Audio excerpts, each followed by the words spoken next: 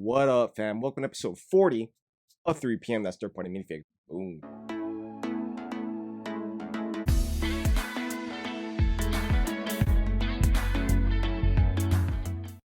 And in this episode, I'm going to be looking at Brickmania's, I think, December minifigure of the month. That's Rosie the Riveter. I got 3 of them.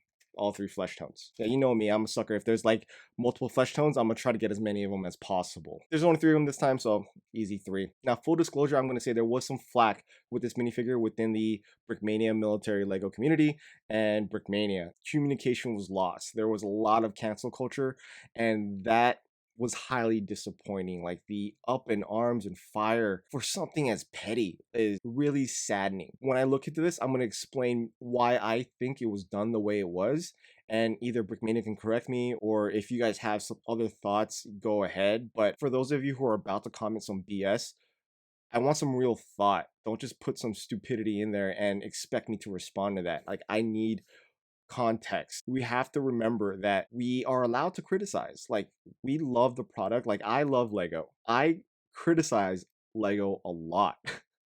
And now might have my own biases due to my own history, but like, I still buy the product. Same thing with Minifig. Some of you know, like, we don't have an awesome relationship. I mean, they blocked me, but I still buy their product. I still support them. Like Brickmania, I have some disagreements with how things are done sometimes, but I still support them and I buy their product. I care enough to criticize. And for those of you who are truly friends with the people you're friends with, if you truly are a friend or you love somebody, you're able to tell them the faults in themselves. And if you are subjective to that love and you accept that love and appreciation, you accept it. My friends are in the same boat. Like Ryan from M&R criticizes Lego Star Wars hardcore and Lego in general. Like my friend Cut the Craggle, like if he's watching this right now, he knows exactly what's going on. He was pretty much blocked from Lego social media because he criticized the Coliseum, and I did it too, but I mean, he did it straight to them with their social media people watching. We all in agreement can say that we really care about the product and we want the companies to succeed. The reason why we criticize is because we love the company. All right, let's look at these minifigures. Rosie the Riveter is an allegorical cultural icon during World War II. I didn't make that quote up. I actually found it on the internet, and it pretty much says it all. She represented working women in Navy shipyards and factories during the time in World War II when men took up arms to fight against the Nazi and the Japanese Empire.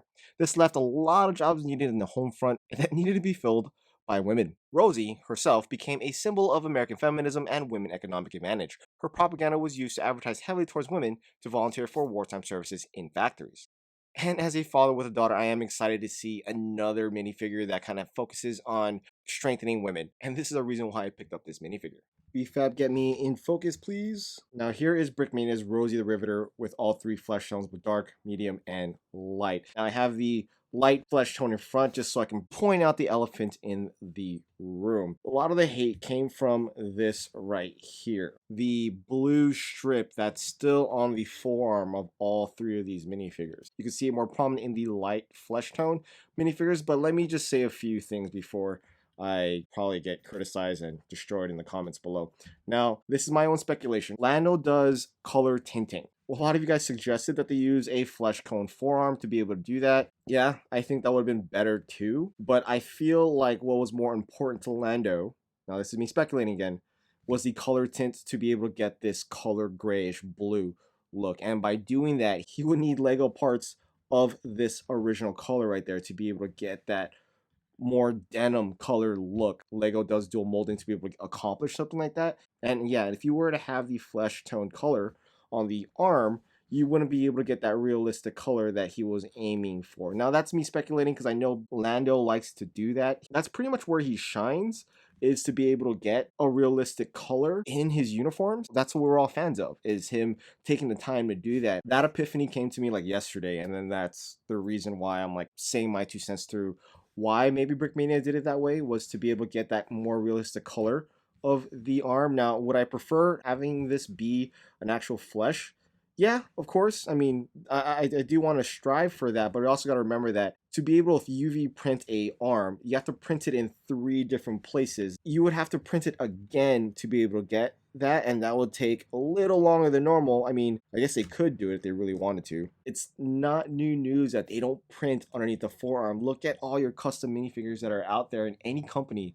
You don't see custom printed inside the forearm, if you look at the donut dollies, I think it's the same way.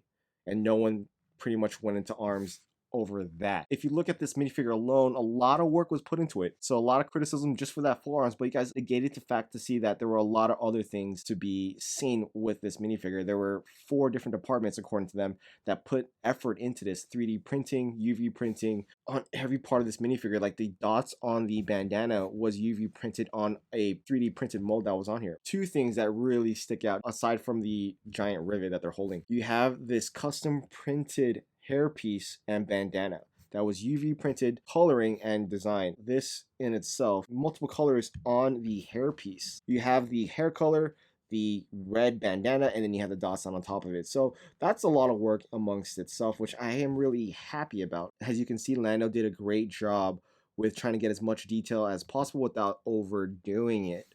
And that's what I've been mentioning a lot lately is, simple is better. And here you can see that it was done in that way. And the back of the torsos, you can see the indent of their figure.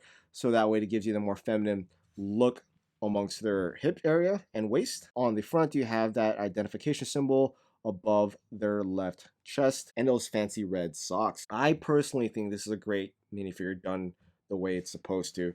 Now, you can have your own criticisms to how you want it to be, but I personally do like this. And then again, I might be biased because of who the minifigure is about, and I'm looking for more strong female character roles for my daughter. So let me know what you guys think. Please give me well thought out comments. Don't write some BS. But if you made it with me all the way to the end of this video, give me a thumbs up, a thumbs down, like, comment, subscribe below, and I'll see you on the next 3 video. Alright guys.